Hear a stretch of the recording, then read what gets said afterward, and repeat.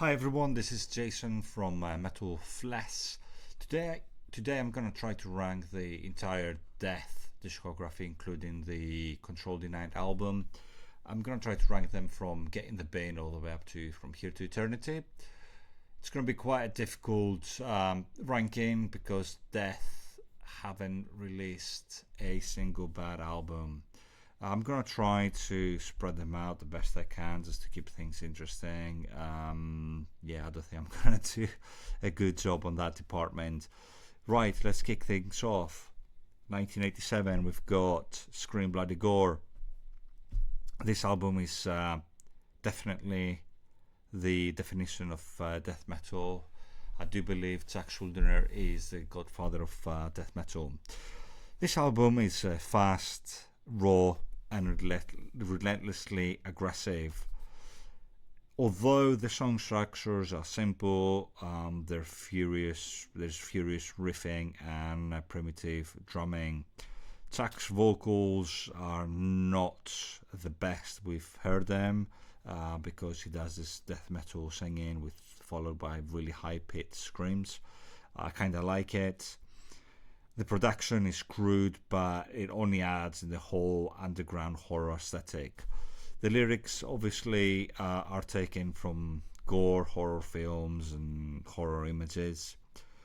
Highlights for me are Zombie Ritual and Evil Dead. For me, this is a B tier. Leprosy followed in 1988. It's a massive improvement in song structure and songwriting. Leprosy slowed things down slightly, emphasizing on heavier grooves, cleaner riff structures, and stronger dynamics. The production is thicker and far more powerful, allowing riffs to hit with crushing weight. We hear an improvement in Zack's voice as it is more controlled. Highlights will be Open Casket and Forgotten Past. This is one of my favorites. This goes up to From Here to Eternity.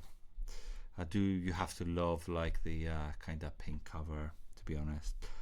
1990, we see the release of Spiritual Healing. This is a transitional album as it marks Death's first major lyrical evolution. The gore themes are largely abandoned in favor of social, religious, and political criticism.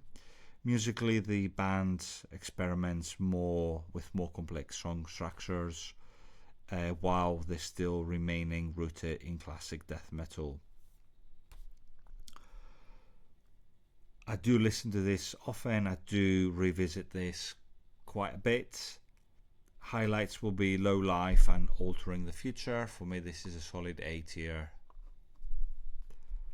1991, we see the release of Human. This is a landmark album. It's technical, precise, and groundbreaking. It features members from Cynic. Human introduces jazz-infused rhythms with complex time changes and razor-sharpening riffing, while retains intensity. Zack's vocals become sharper and more articulate. The lyric turns deeply into philosophical and introspective themes. Highlights will be lack of comprehension and flattening of emotions. For me, this is another From Here to Eternity. 1993, we see the Visual Thought Patterns.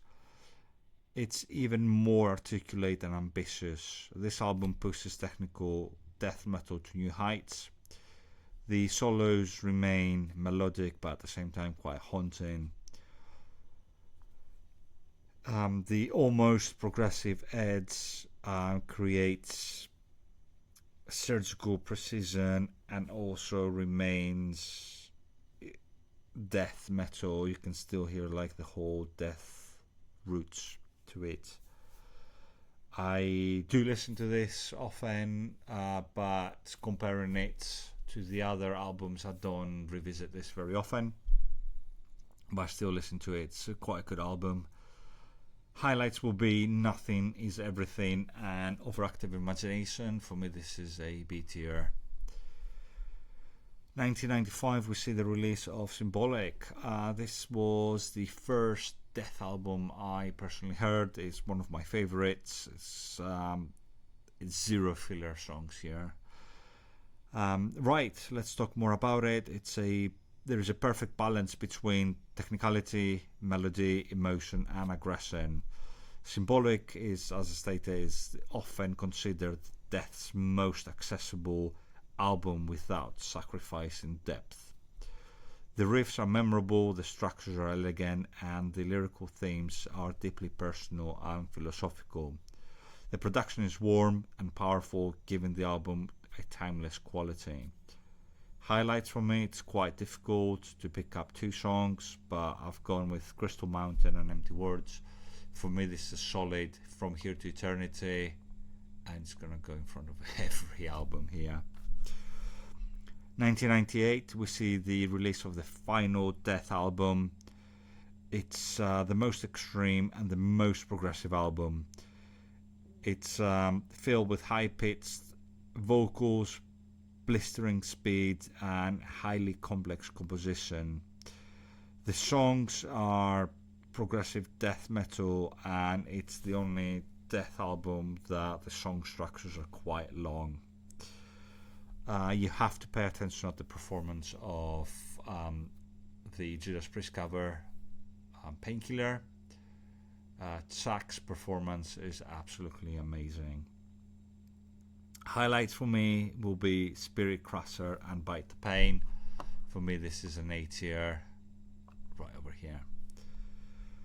1999, we see the release of Control Denied's album, which is the Fragile Art of Existence. This is Zach's final full-length studio album, and it marks a radical stylistic shift. Control Denied abandons all of the death metal vocals in favor of clean, soaring singing, focusing on progressive metal inspired by perhaps Queensryche, some elements of Fates Warning, and other classic heavy metal bands. The songwriting is complex but melodic, emotionally rich, and deeply introspective. While some Death fans initially resisted the change, the album stands as a powerful and unique artistic statement. Highlights will be When the Link Becomes Missing and What If. This is an A tier, and it's gonna go right over here. So there you have it, the entire Death and Control Denied album, ranked from Get in the Bin all the way up to From Here to Eternity.